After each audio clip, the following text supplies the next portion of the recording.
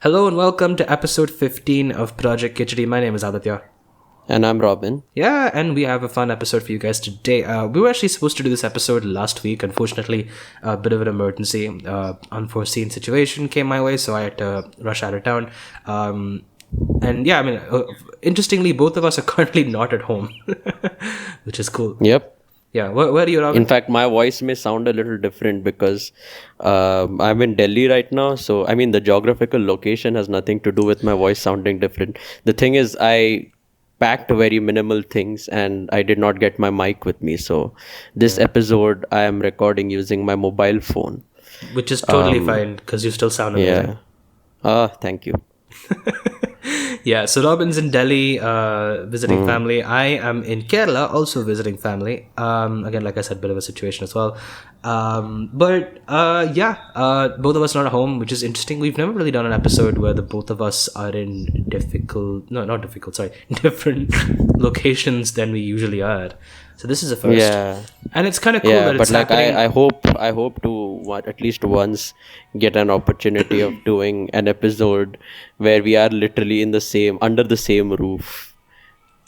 Yeah, that's the goal. Hopefully one day. At least up until this point, we have not achieved that. Yeah, so, unfortunately, the both of us live some distance. And there's some we live kind of far away from each other, so it's hard to meet up, and planning is also difficult because of our schedules. But hopefully, we'll make that happen as well. So the goal of this episode was actually to talk about our gig. We performed at the Raft, Bangalore, on the 25th of June.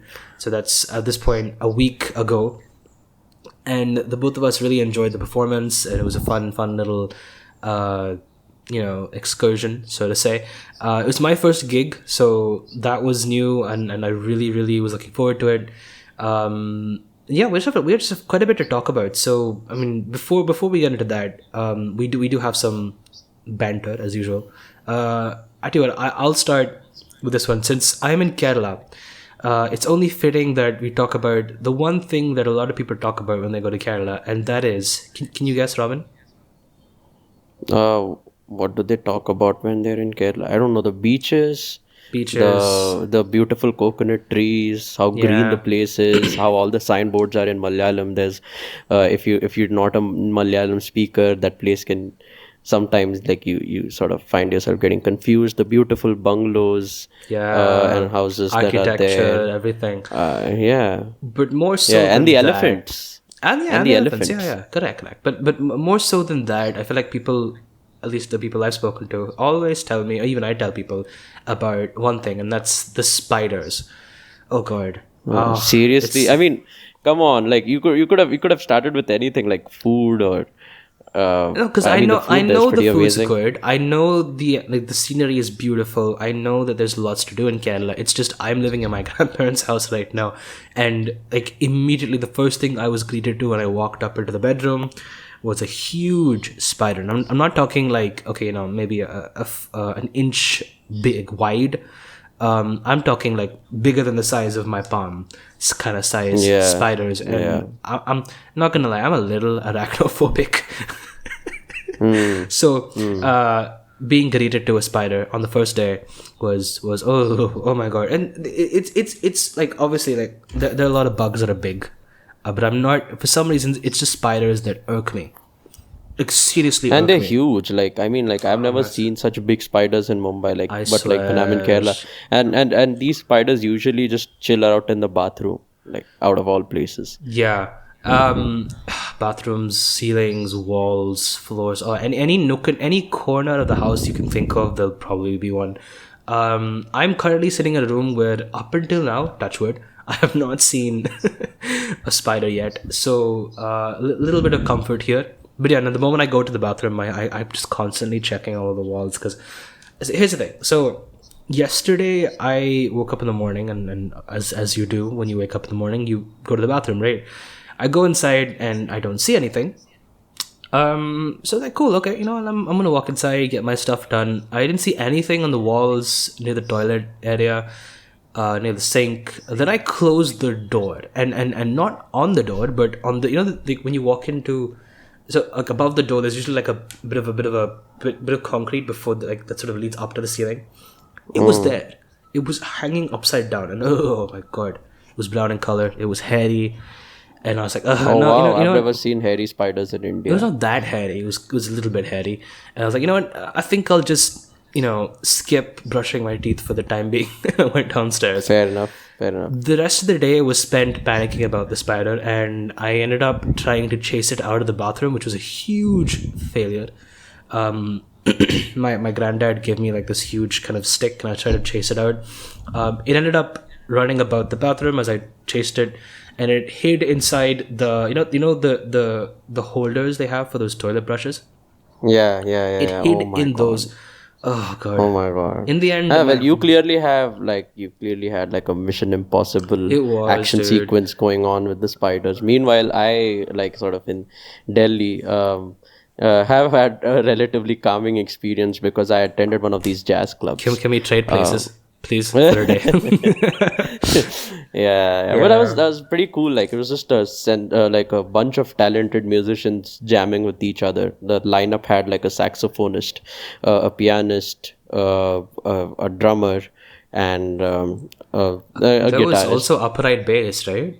And an upright bass. That was Yeah, surprising. actually, that was that was actually the highlight in many ways, because I guess the bassist was probably like is very well trained. Like is literally from what I had heard was seeking training from Austria or something, and he had just Oh wow. yeah, he was just in India for like a few months, performing at some random jazz clubs.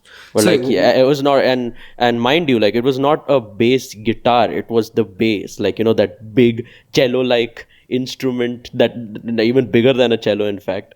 And like you just yeah, I mean like it's that orchestral instrument, not the bass guitar. Yeah. It was like quite literally the bass. Yeah, And upright, yeah, he upright was bass is pretty skilled at it. big. So it was great to see that. So wait, what was the name of this place again? So in case The anyone's place was into called the place was called the Piano Man. It's in Piano Delhi, Man, okay. in this place called Humayunpur, and it's pretty good. Yeah. No, so for context, Robin sent me this video, and it's when I say this was jazz, it was jazz. Like it wasn't any fusion stuff. It was think of like Authentic, yeah, I guess. I don't know about authentic necessarily. Like I definitely can't comment on that, but it's just like when you think of in your head, if you're listening, whoever's listening, picture a jazz bar and picture jazz music, like elevator music or anything in the background, right? At a fancy restaurant or somewhere. What's the music you envision?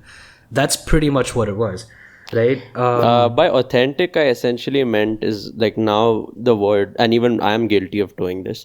I tend to throw around the word jazzy quite a lot, yeah. in the sense that like, oh, that sounded jazzy. Those chords are so jazzy, but Yeah, like yeah. it's become an adjective which takes the meaning out of the actual word jazz.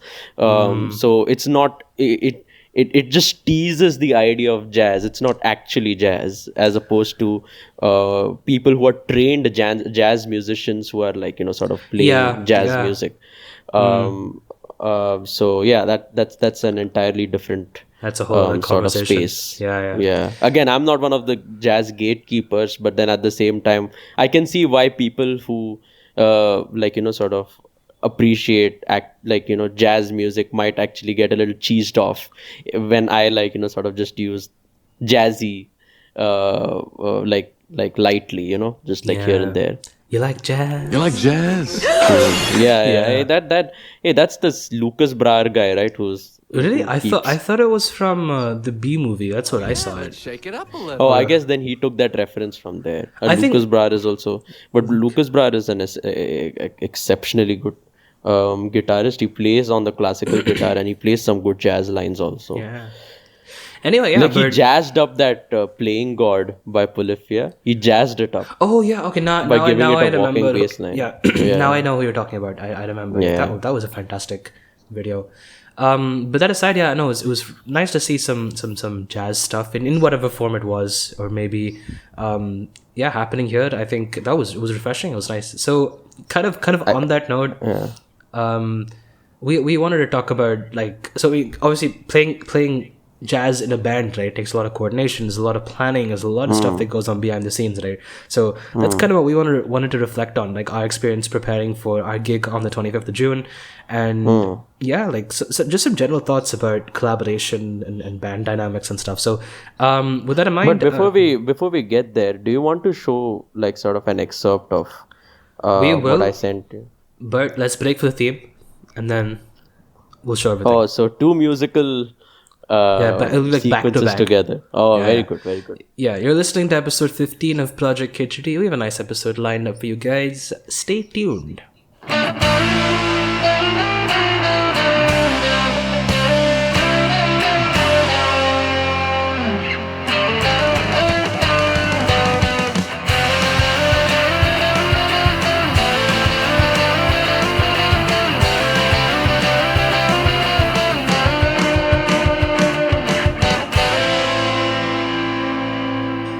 Okay, Robin, you were saying.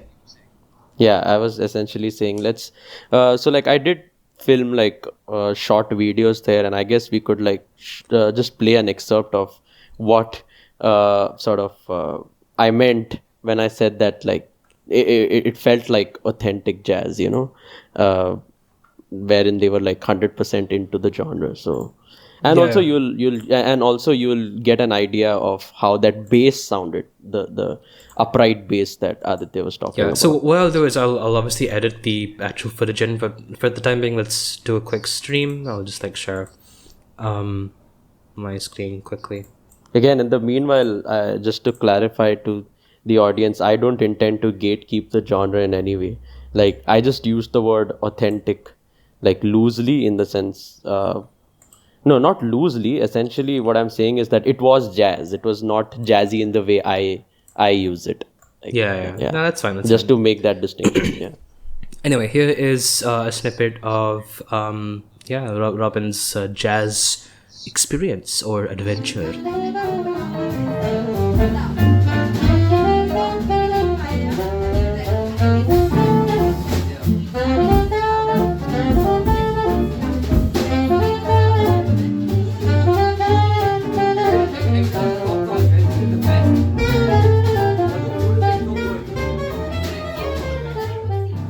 Yeah, so this was really, really pleasing to hear, and I guess one of the things like we can sort of take away from this is just how like the chemistry of these band players is just amazing.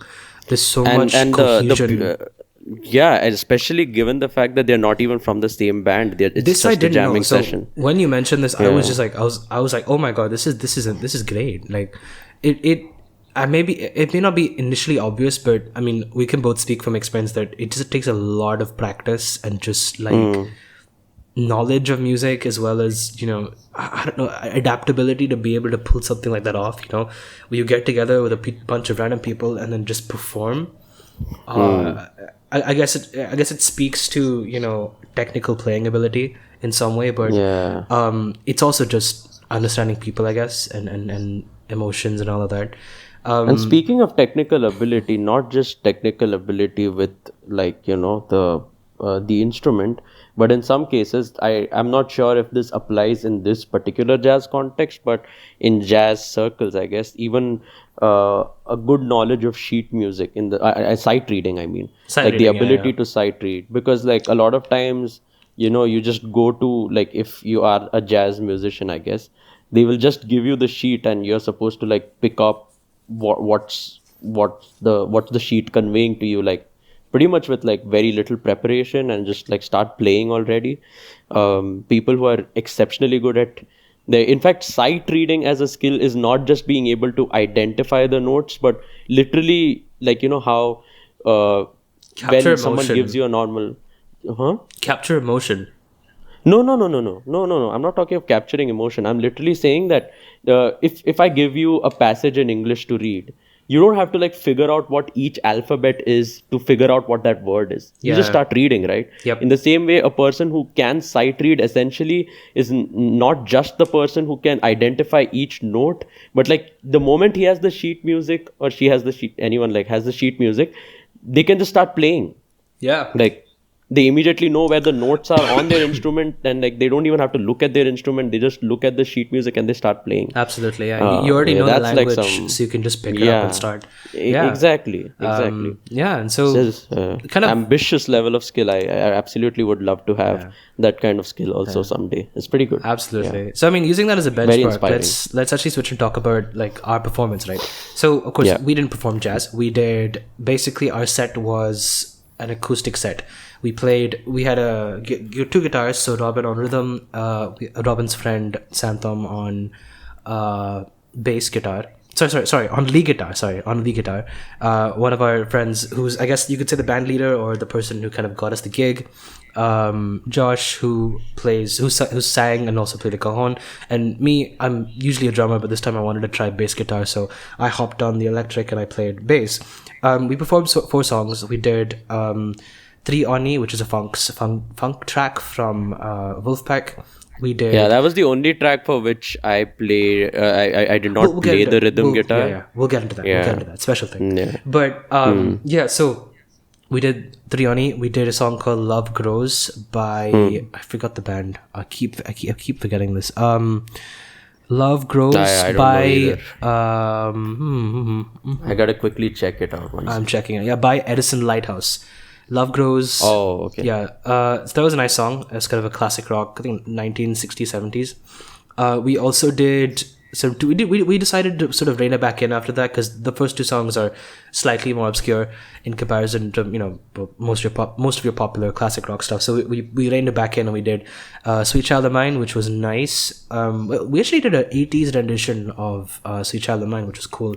I wouldn't call it an 80s rendition. I would just say that it was a more acoustified rendition, but it was not an 80s rendition in my opinion, at least. Okay, I mean, at least what I was playing, you could say in some sense. But anyway, we'll get into that. But yeah, so we did "Sweet Child of Mine," and we did and then finally we topped things off with Believe. No, don't the stop journey, right? Don't stop believing. Yes, Believe the Journey. Yeah. Robin James, 2023. Hey, stop confused. I never said believe the journey. I said believe. No, you said believe, the journey, and I just merged by the journey. I'm not saying believe the journey is the song. No, but I merged it, and now it's a quote, so you have to stick with it now. No, this is unfair. You're misrepresenting and mischaracterizing what I said. Oof. No fair. Big words, Robin. Yes, I just met my brother, and he's into law, so. Oh, so that's rubbing off on you, sir. Just kidding, actually. He doesn't speak to me. Always. He doesn't speak to me in legal terms. It's just me. That would be a very, very weird relationship if you only spoke like that. Yeah. Article 14. Oh, jeez. No. Let's not go there. And anyway, he's not even into like litigation, like which is like, how you see lawyers in the movies. Yeah. So it's not even like, he's that stereotypically that lawyer that you see in the movies. So, we should stop using Hollywood as a Hollywood and in my case K-drama as a reference for every profession. Anyway, so the last song we performed was "Don't Stop Believing" by Journey, which is a personal favorite of mine. I got to sing. This is interesting. I got to sing and play the bass at the same time, which which was actually more difficult than I initially thought it was going to be. So yeah, it was really, really good performance overall, in the sense that I don't think I felt nervous, or there was a level of cohesion. We managed to pull all 4 songs together. There was no stopping. There were mistakes, obviously. I mean, I definitely made some mistakes in "Don't Stop Believing" and a little bit here and there. I think Love Grows, if you haven't listened to it, we'll link the songs in the description for the episode. But if you haven't listened to it, there's a lot of sections. There's a very kind of fractured song in the sense that like you have short verse, short chorus, a bridge, and then again a verse, and then there's also a key change as well. So because I'd only listened to the song a few times and we practiced only a few times, I kind of got thrown off with the key change, and I lost my sense of, okay, where are the notes on the bass? So that was interesting and fun to navigate on stage. And then I think it was very clear, like for the effort we put in for that performance and the amount of time we had. I think the main thing was time constraint. For the time we had and the effort we could put in, I think the results made sense. And I having come off stage, I think I felt like a lot of mistakes were made and it wasn't as cohesive. But listening back to some of the footage, which we'll probably play a snippet for you in a bit, but I've also started sharing the footage on Instagram. So in case you want to listen to that first and then come and check out the episode, do pause and go check out our Instagram page, @JustCan'tCreate. I've been uploading the footage on a daily basis. I think so far one video is up, but the remaining will be there as well. But yeah, after listening to the performances, I think it was pretty okay. I think, like, of course, yeah, mistakes aside, also it's the recording quality. It was recorded on phones, right, in a loud environment, so you don't hear everything. But I think overall it was pretty alright. What do you think? Yeah, definitely. Like, I definitely think that it sounded like, now when you're playing the instrument, you know what you did and what you did not do. But like, in overall effect, at least when you see the video, it doesn't sound like we royally messed up at places. That didn't happen. So that's good. But like, for me, again, like, since permission to actually talk about what I did. Firstly, because you said I should go back to it. Oh, okay. No, because like I thought like we're keeping that for later. So I partly did rhythm guitar, and like for one of the tracks I beatboxed. Which was really cool. Yeah. Which beatboxing was a pretty new and cool experience. I'm not gonna lie, that was fun. You want to give us a taste of what you did, Robin? Like give us some spit some beats. That's pretty much what I did. No pressure. And, yeah, I already, that's pretty much what I did anyway. But like, that's fun. That's fun. I'm not gonna lie. I actually find beatboxing pretty cool. Yeah, and as a rhythm guitarist, I do have some idea of rhythm, I would say. So, yeah, it was cool. But like, for the rhythm guitar parts, what kind of happened was, like, the lineup of songs had to be in a certain way that it sort of fits a certain sense of, like, cohesion for all the band members. Yeah, and closure as well. Yeah. Yeah. Whereas like I guess from even the theme song in general, you guys would know that I'm a fingerstyle guitarist. Yeah. And like, the songs that were there in our set list, that was not very fingerstyle friendly, because fingerstyle songs really suit the singer-songwriter setup a lot more than a band setup. Very bare bones, exactly. So like when you're doing your fingerstyle, you don't need a band. You then just probably need another vocalist, and you already have an arrangement. So in my rhythm guitar parts, I did play stuff, but like, it kind of felt like I'm playing very basic stuff, and I sort of did not feel like I could demonstrate the skills that I've actually worked on, which is like my fingerstyle. And makes complete sense. And I think even I noticed that as well. And it's interesting you bring that up, because one of the things we spoke about, I think literally the day after, we were on a phone call and we were talking about how like, had this been a different gig, we had more time and maybe even like a different set of band members, like I think each of us would have wanted to do something different. Bass wise, I enjoyed it, but I mean, me as a musician, I like to experiment, and I think the initial set of ideas we had involved a bit more of me doing slap bass and a bit more funky stuff, I think, in general. But in the end, even I kind of felt like toning it down just to fit sort of, the focus is getting this done, because we only met, I think, 3 times to practice, right? And yeah, I think even Josh and Santham would have felt something different. Something similar. I think definitely Santham. Santham, for context, is a lead guitarist and a really good one. That too. And like very into the metal space. Yeah, very into metal, hard rock kind of stuff. So the solos are his forte. He did get some, but I think the song that we asked him to do it for, which was Sweet Child of Mine, we ended up slowing the song down to fit the acoustic vibe, like we said.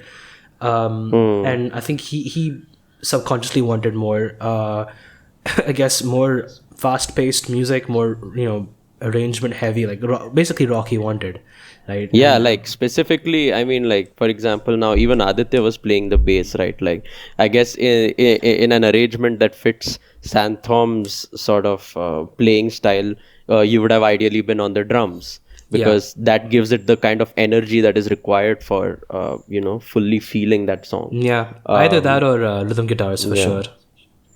Yeah, and like sorry, you would have been on the drums, and then like I would have needed to be on like an electric guitar playing power chords, Your muted worst power nightmare.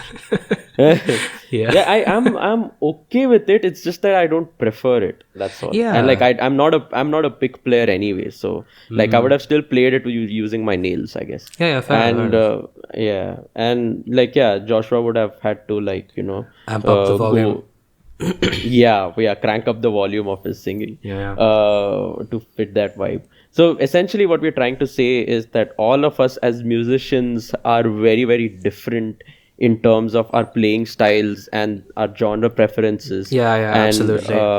and like sort of for the sake of uniformity and cohesion, a lot of us, like all of us for that matter, had to like sort of compromise on certain things. Like this is not ideally we would have done things if like we had sort of a say into like like if other people would like let's say if we were to look for a band which completely complements our musical taste, then we would have done things very differently. Like I would have gone for a singer-songwriter setup. Maybe Aditya would have gone for a more funky setup where like his Oh, funk bass could come definitely. out. And I'm actually surprised that we ended up doing three on E in the end, because it's quintessential funk. And if you look at the footage, you can see that the song, it just by nature, whether it's the vocals, the bass, or even the percussion, just like has a bit of it needs energy.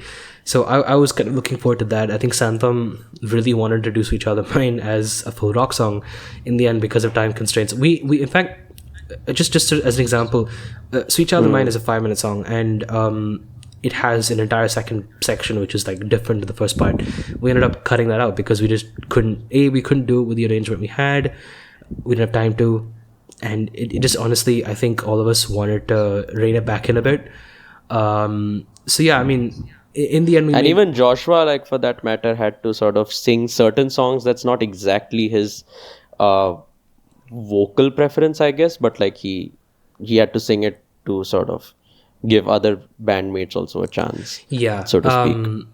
So I mean, in the end, I think there's just compromise in all On every places, and but yeah. in a sense, it's not a negative thing. I don't necessarily see it as a negative thing, because in the end, you want to be able to sort of gel with your bandmates, and the more you gel, the more cohesion there is. The more the music sounds natural. I think one thing I'm really happy about was, I mean, I don't know about you, Robin, but in the entire performance, I was looking around. I was looking at Josh, I was looking at Santham, I was looking at you, kind of signaling and saying, okay, you know what, where do we take the song next? What's the direction going to be? What are we going to do? There was a part, I think, in Don't Stop Believing, where Santham, I think, played the solo, I think, a section early. So we had to rearrange the song a bit because we skipped out a verse and a bit of the chorus. So me and Josh were kind of, okay, just playing along, letting Santham do his thing, improvising on that, yeah. And then we kind of reined it back in with the last chorus of don't stop believing, and then we kind of ended the song like that. So I'm glad there was eye contact, there was communication, even though it wasn't verbal, it was non-verbal.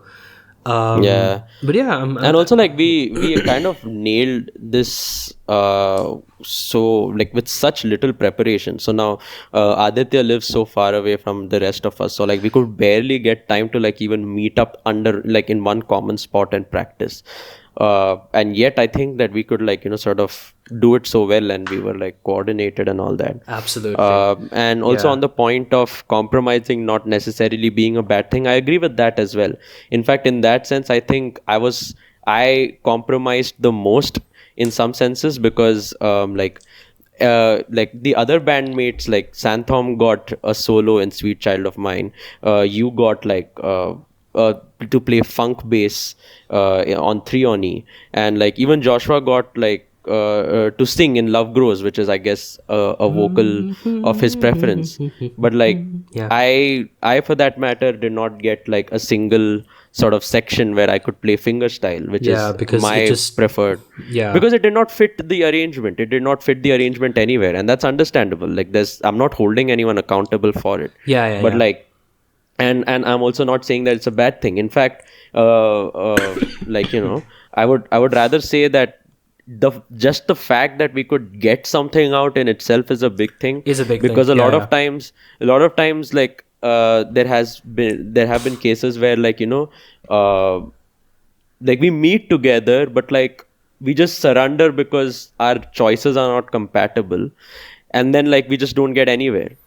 So then, like, sort of there's nothing that comes out of it. Whereas here, because there's just something happened in the end. So it just, at least something happened. There was a sense of completion from, okay, you know what, whatever, all said and done, we've got the performance down. It happened. Yeah. And Yeah. it's my first gig, and I'm glad we saw it through. And I think maybe this is a topic for another episode where we talk about like collaborative failures. Like, that's there's plenty to talk about there.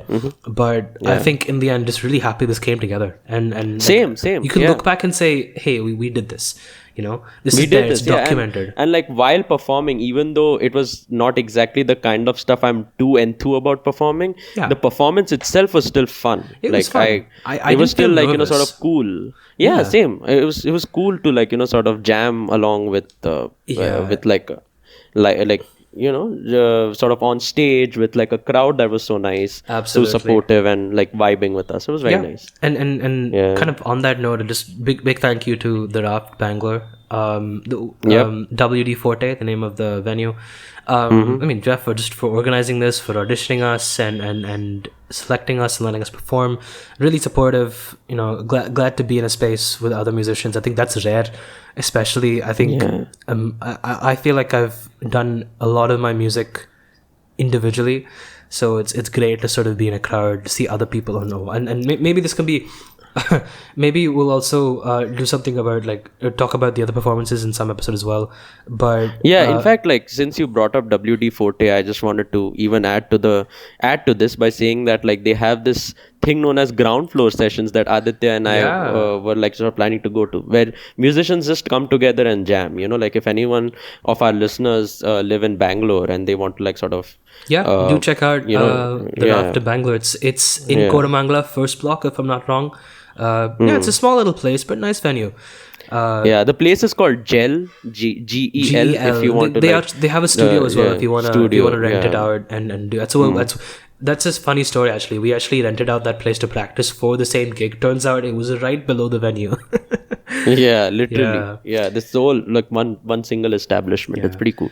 Yeah, and so on that note, like I said, it was really nice to be able to perform live. I think there are very few things that match up to that experience. Thanks for tuning in to episode 15. Got a bit delayed, but we've managed to put it down. 15 episodes. Yes. We'll do a little celebration on our own time. But yeah, thanks for tuning in. I could use Discord sounds because they have like I'll Jonathan will add it. Add a celebratory cheer. All right. And make it like very flashy with like fireworks and stuff. Anyway, thanks for tuning in. Let us know what you thought about the episode and what you'd like to see from Project Khichdi moving forward. Thanks for tuning in. See you guys next time.